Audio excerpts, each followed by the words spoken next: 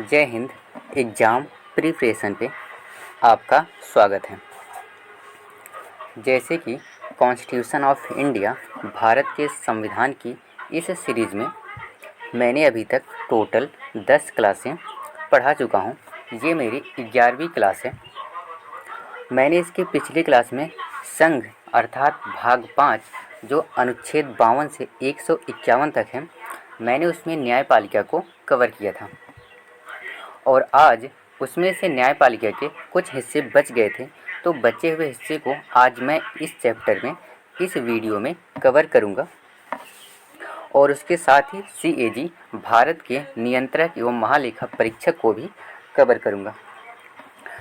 तो जैसे कि मैं अपने पिछले वीडियो में सुप्रीम कोर्ट की शक्तियों और क्षेत्राधिकार के बारे में चर्चा कर रहा था, तो आइए समय ना गंवाते हुए शुरुआत करते हैं।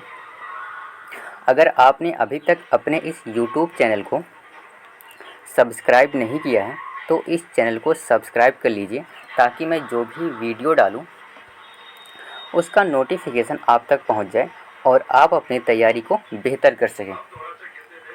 अगर हम बात करें, जैसे कि मैंने अपने पिछले वीडियो में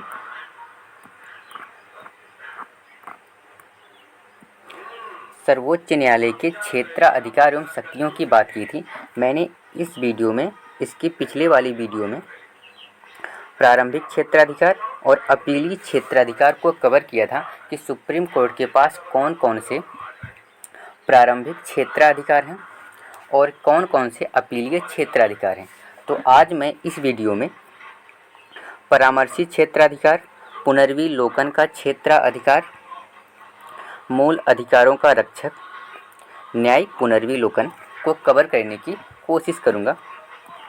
तो आइए शुरुआत करते हैं आज के इस सेशन की। तो हमें क्या देखना, परामर्शी क्षेत्राधिकार। आखिरकार जो सुप्रीम कोर्ट के पास कौन कौन से परामर्शी क्षेत्राधिकार है, वो किस व्यक्ति को परामर्श देते हैं। अगर हम बात करें हमारे संविधान के अनुच्छेद 143, किसमें, अनुच्छेद 143 में सुप्रीम कोर्ट को परामर्श संबंधी क्षेत्र अधिकार प्रदान किया गया है। तो अनुच्छेद 143 में सुप्रीम कोर्ट को परामर्श संबंधी क्षेत्र अधिकार प्रदान किए गए हैं। आखिरकार ये परामर्श जो सुप्रीम कोर्ट का चीफ जस्टिस ऑफ इंडिया है, आखिरकार वो परामर्श या सलाह किसको देगा। यदि कभी राष्ट्रपति को प्रतीत हो कि विधि या तथ्य, कोई भी कानून हो या फिर कोई फैक्ट हो, का ऐसा कोई भी प्रश्न पैदा हुआ हो जो सार्वजनिक महत्व का हो और उस प्रश्न पर सर्वोच्च न्यायालय से राष्ट्रपति अपनी परामर्श मांग सकता है। जैसे अगर कभी भी राष्ट्रपति को किसी भी कानून को लेके या किसी भी फैक्ट को लेके उसको मन में सवाल उठता है कि इसके बारे में क्या हो सकता है, तो वह सुप्रीम कोर्ट के चीफ जस्टिस ऑफ इंडिया से अपनी राय या सलाह मांग सकता है। अगर सुप्रीम कोर्ट राष्ट्रपति को सलाह देते हैं तो राष्ट्रपति सुप्रीम कोर्ट द्वारा दिए गए परामर्श या सलाह को मानने के लिए बाध्य नहीं है। और इसी प्रकार अगर राष्ट्रपति सुप्रीम कोर्ट से सलाह मांगते हैं तो सुप्रीम कोर्ट भी राष्ट्रपति को परामर्श देने के लिए बाध्य नहीं है।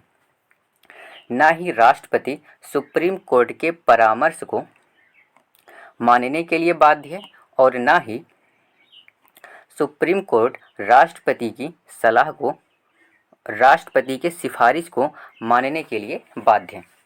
तो उम्मीद करते हैं आपको परामर्शी क्षेत्राधिकार समझ में आ गए होंगे। सुप्रीम कोर्ट परामर्श के क्षेत्र में भी काम करता है, वह राष्ट्रपति को सलाह और परामर्श भी दे सकता है अनुच्छेद 143 के तहत।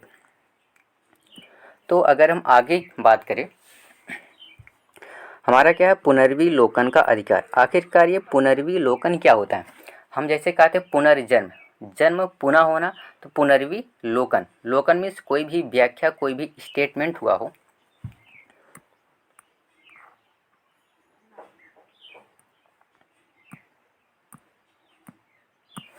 जैसे अगर हम बात करें अनुच्छेद 137 अनुच्छेद 137 के अनुसार अगर सुप्रीम कोर्ट ने कोई भी अपना निर्णय या आदेश दिए हैं तो उस निर्णय या आदेशों को पुनर्विलोकन का अधिकार है। अब इस पुनर्विलोकन का क्या तात्पर्य है, इसका अर्थ क्या है? अनुच्छेद 137 आर्टिकल याद रखना। अनुच्छेद 137 में पुनर्विलोकन का अधिकार है। इसका तात्पर्य यह होता है कि अगर सुप्रीम कोर्ट ने इससे पहले अपना कोई भी निर्णय या कोई भी स्टेटमेंट दिया है तो वह अपने पूर्व निर्णयों में परिवर्तन कर सकता है, उसे बदल भी सकता है। कब बदलेगा? आखिरकार सुप्रीम कोर्ट अपने पूर्व निर्णयों को कब बदलता है या फिर किस स्थिति में बदलता है? जब सुप्रीम कोर्ट को यह संदेह हो कि उसके द्वारा दिए गए निर्णय में किसी पक्ष के प्रति न्याय नहीं हुआ है तो सुप्रीम कोर्ट अपने उस पुराने निर्णय को या इससे पहले पूर्व स्टेटमेंट को बदल सकता है। उसके पास यह अधिकार है अपने पुराने निर्णयों को बदलने का। उसे ही हम बोलते हैं सुप्रीम कोर्ट की पुनर्विलोकन का अधिकार, जो अनुच्छेद 137 में दिया गया है। अगर हम आगे बात करें सुप्रीम कोर्ट की और कुछ शक्तियों के बारे में, अगर हम जिक्र करें तो उसके बारे में एक शक्ति आती है कि कुछ मामलों में अंतरण की शक्ति। सुप्रीम कोर्ट को कुछ मामलों में अंतरण की शक्ति प्रदान की गई है। इसमें क्या कहा गया है? अनुच्छेद 139 का में ये कहा गया है, सुप्रीम कोर्ट को एक हाई कोर्ट से दूसरे हाई कोर्ट में कुछ मामलों को अंतरित करने की या स्थानांतरित करने की शक्ति प्रदान की गई है तथा हाई कोर्ट से कुछ मामलों को अपने पास मंगाने की शक्ति दी गई है।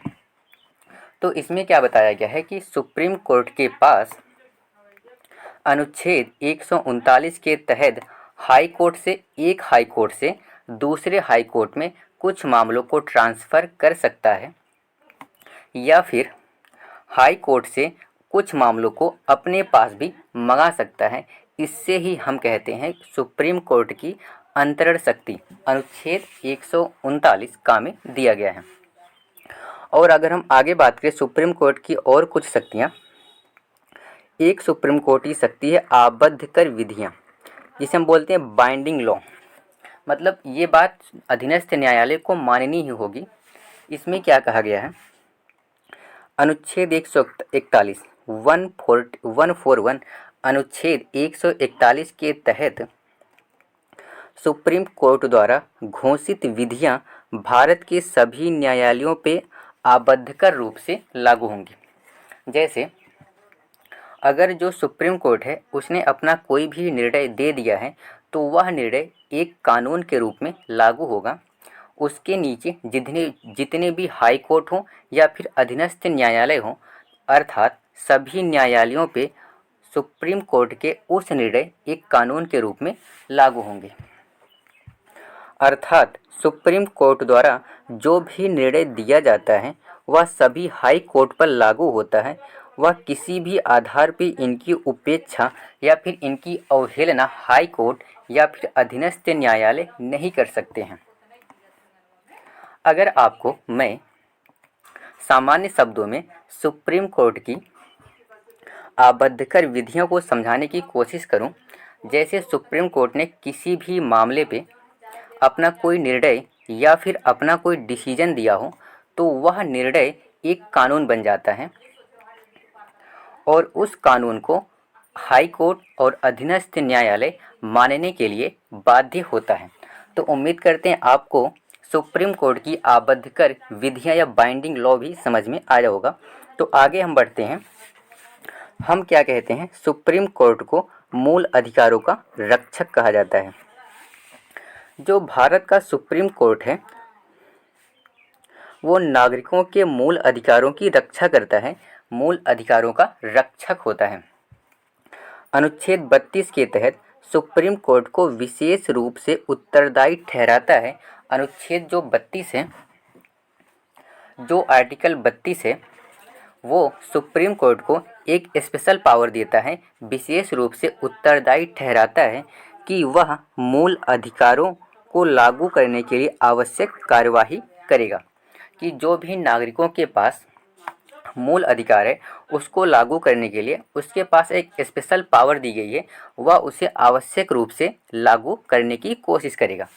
तो मूल अधिकारों के रक्षक सुप्रीम कोर्ट के पास ये भी एक शक्ति में गिनी जाती है। अगर हम आगे बात करें सुप्रीम कोर्ट की एक और शक्ति के बारे में, वो क्या है? न्यायिक पुनर्विलोकन। सुप्रीम कोर्ट के पास न्यायिक पुनर्विलोकन की भी शक्ति है। अब सवाल ये है, आखिरकार यह न्यायिक पुनर्विलोकन क्या होता है? अगर हम बात करें न्यायिक पुनर्विलोकन का तात्पर्य सुप्रीम कोर्ट द्वारा संविधान तथा उसकी सर्वोच्चता की रखने की व्यवस्था में है। इसका सामान्य शब्दों में अगर मैं कहूँ, सुप्रीम कोर्ट को यह शक्ति इसलिए दी गई है ताकि वह संविधान को सुरक्षित कर सके। संविधान तथा उसकी सर्वोच्चता की इस देश में जो सबसे ऊपर सबसे शक्तिशाली है वो हमारा संविधान है, उसकी सर्वोच्चता की रक्षा कर सके।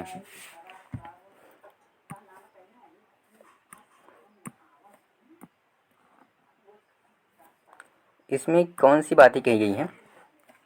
न्यायिक पुनर्विलोकन की शक्ति का तात्पर्य है कानूनों की संवैधानिकता के परीक्षण की शक्ति से है। जैसे अगर कोई भी संसद हो या विधानमंडल हो, क्योंकि केंद्र सरकार में संसद होता है और राज्य सरकार में विधानमंडल होता है। अगर संसद या विधानमंडल कोई भी ऐसा कानून बना दे जो संविधान के अनुसार ना हो, जो संविधान के बेसिक स्ट्रक्चर या उसके मूल ढांचे का विरोध करता हो, तो सुप्रीम कोर्ट अपने इसी न्यायिक पुनर्विलोकन शक्ति के माध्यम से संसद या विधानमंडल के उस कानून को बर्खास्त कर सकती है। अगर हम बात करें इसमें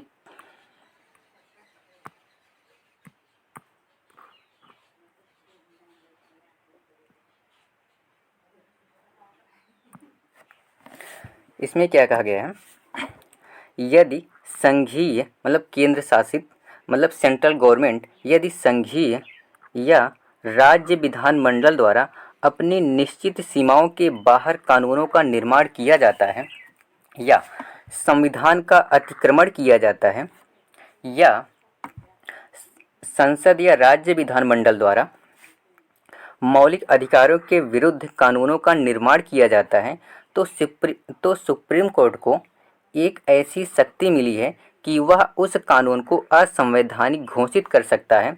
सुप्रीम कोर्ट की इसी शक्ति को न्यायिक पुनर्विलोकन शक्ति कहा जाता है।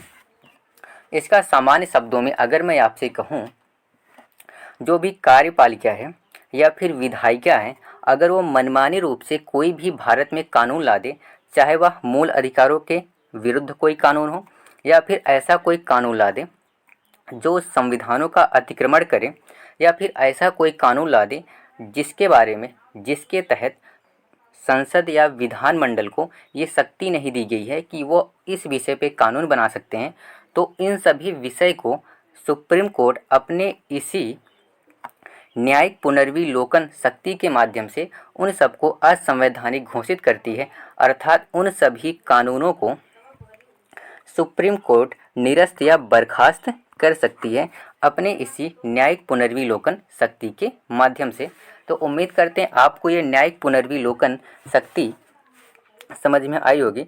तो अगर हम आगे बढ़ते हैं, तो हमने अभी तक देखा सुप्रीम कोर्ट के पास कौन कौन सी शक्तियाँ थी, उसके पास कौन कौन से प्रारंभिक क्षेत्राधिकार और कौन कौन सी शक्तियाँ थीं। हमने आपको पहले ही बताया था कि भारत में जो भारत की न्यायपालिका है एक स्वतंत्र एवं निष्पक्ष न्यायपालिका है। आखिरकार हमारी न्यायपालिका के पास वो कौन से ऐसी शक्तियाँ हैं या फिर वो कौन से ऐसे फैक्ट हैं जो न्यायपालिका को कार्यपालिका से स्वतंत्र करती हैं कि किसी भी प्रकार का न्यायपालिका पे कार्यपालिका का कोई दबाव न बना पाए। क्योंकि अगर न्यायपालिका पे कार्यपालिका या संसद का दबाव होगी तो कहीं न कहीं जो हमारी न्यायपालिका है वह पूरी तरह स्वतंत्र रूप से कार्य नहीं कर पाएगी, उसके निर्णयों में कुछ ना कुछ दबाव आ जाएगा।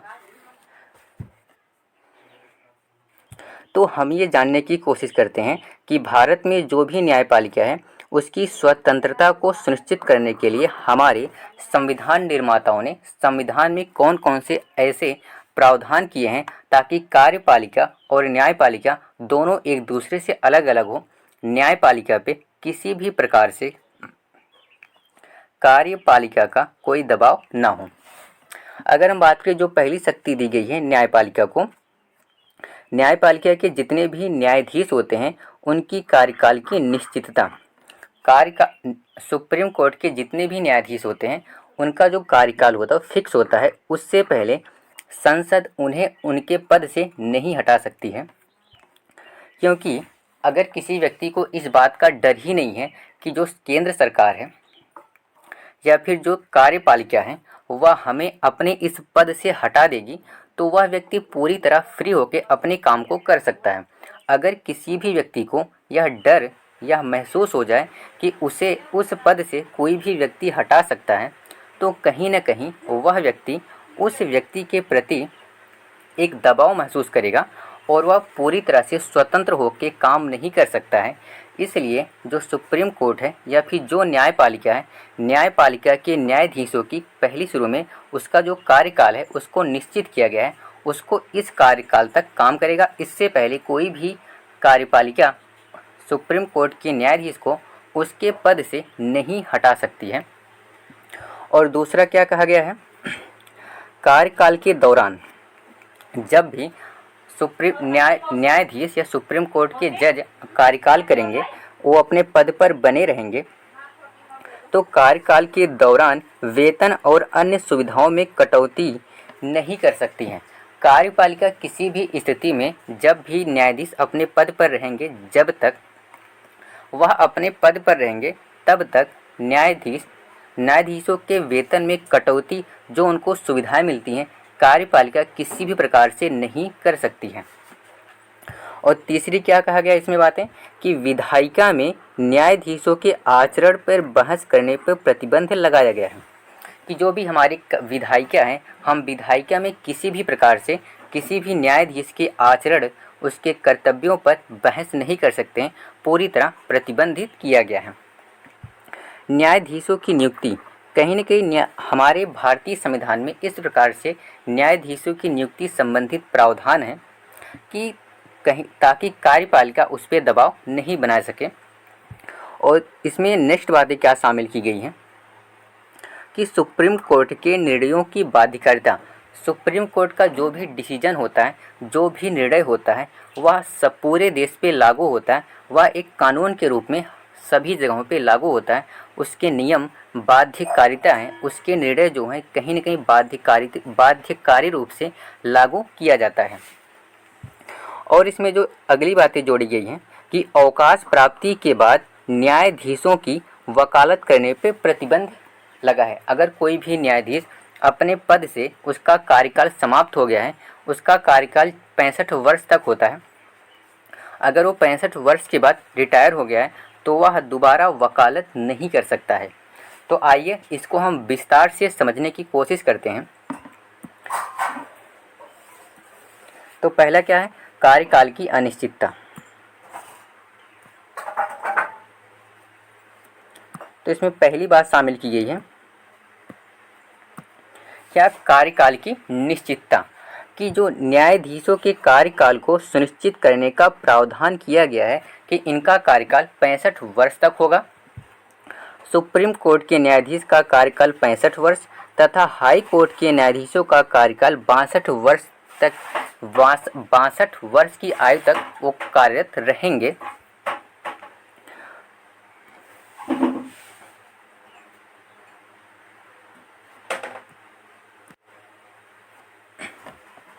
जो सुप्रीम कोर्ट के न्यायाधीश हैं उनका कार्यकाल 65 वर्ष तक और हाई कोर्ट के न्यायाधीशों का कार्यकाल 62 वर्ष की आयु तक फिक्स किया गया है।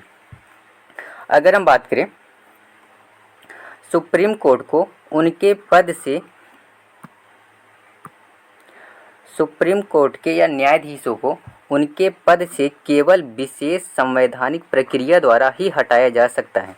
जो सुप्रीम कोर्ट के न्यायाधीश हैं उनको हम विशेष संवैधानिक प्रक्रिया के माध्यम से ही हटा सकते हैं। कौन कौन सी प्रक्रिया है? सिद्ध कदाचार और अक्षमता के आधार पर ही हम न्यायाधीशों को उनके पद से हटा सकते हैं।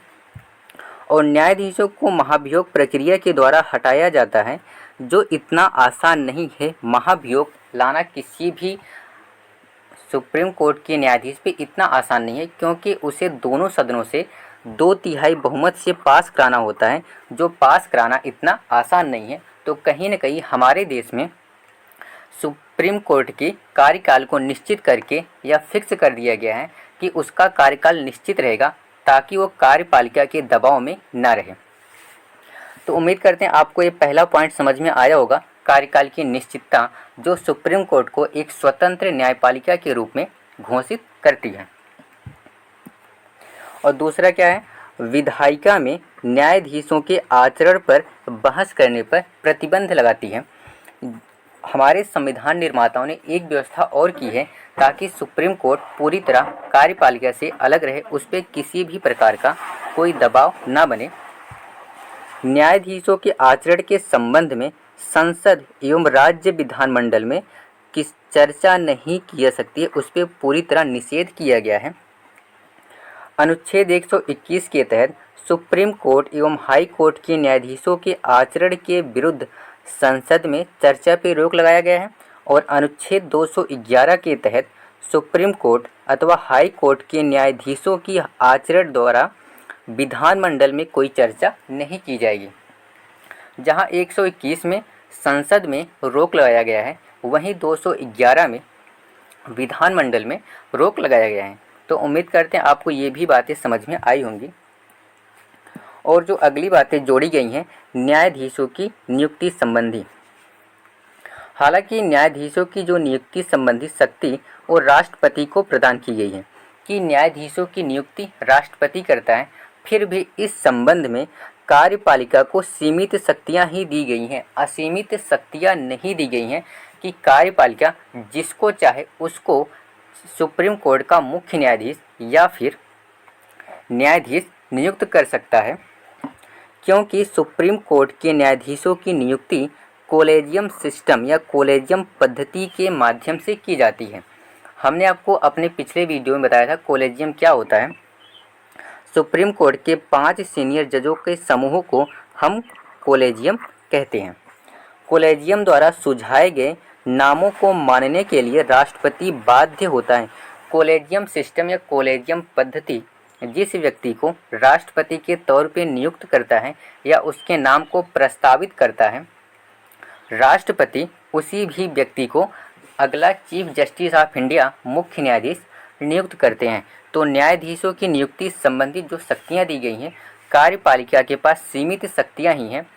इससे यह साबित होता है कि जो हमारी न्यायपालिका है कार्यपालिका से अलग है, उस पर किसी भी प्रकार का कोई दबाव न बन पाए, ताकि वो स्वतंत्र रूप से अपना निर्णय या अपना डिसीजन दे सकें। आगे अगर हम बात करें और क्या कहा गया, सुप्रीम कोर्ट के निर्णयों की बाध्यकारिता। सुप्रीम कोर्ट का जो भी डिसीजन होगा, वो जो भी निर्णय होंगे, वो बाध्यकारी रूप से हाई कोर्ट और अधीनस्थ न्यायालयों में लागू होंगे। हमारा जो अनुच्छेद 141 में स्पष्ट रूप से निर्धारित किया गया है कि सुप्रीम कोर्ट द्वारा घोषित विधि यानी कानून भारत के राज्य क्षेत्र में स्थित न्यायालयों पे बाध्यकारी रूप से लागू होंगे। अर्थात सुप्रीम कोर्ट द्वारा दिए गए निर्णय हाई कोर्ट या अधीनस्थ न्यायालयों पे बाध्यकारी रूप से लागू होंगे। और अगली अगर हम बात करें, अवकाश प्राप्ति के बाद न्यायाधीशों को बहाल करने पे प्रतिबंध या फिर बहस, सॉरी ये बहाल नहीं है, बहस है, बहस करने पे प्रतिबंध, वो दोबारा वकील नहीं बन सकते हैं। सुप्रीम कोर्ट के न्यायाधीशों पर यह प्रतिबंध है कि वो पद से अवकाश प्राप्त करने के बाद किसी भी न्यायालय में अधिवक्ता के रूप में या फिर एज अ वकील के रूप में कार्य नहीं कर सकते हैं।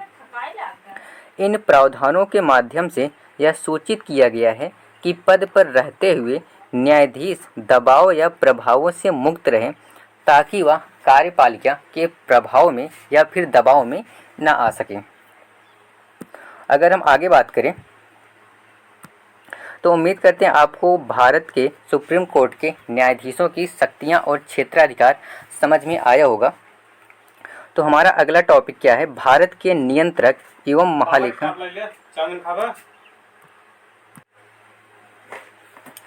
तो उम्मीद करते हैं आपको राष्ट्रपति से संबंधित जो भी डाउट होंगे, जो भी आपके क्वेरीज होंगी, सारी राष्ट्रपति की शक्तियां, राष्ट्रपति की नियुक्ति किस प्रकार से होती है, या फिर वो कौन कौन से कारण हैं, वो कौन कौन से फैक्टर हैं जो हमारी न्यायपालिका को एक स्वतंत्र एवं निष्पक्ष न्यायपालिका बनाती है। तो इन सब चीज़ों को आपके समझ में आया होगा। तो अब हम बात करते हैं भारत के नियंत्रक एवं महालेखा परीक्षक, जिसे हम बोलते हैं controller auditor of general, CAG, shortcut में क्या कहते हैं, CAG, भारत के नियंत्रक एवं महालेखा परीक्षक। अगर हम इसकी बात करें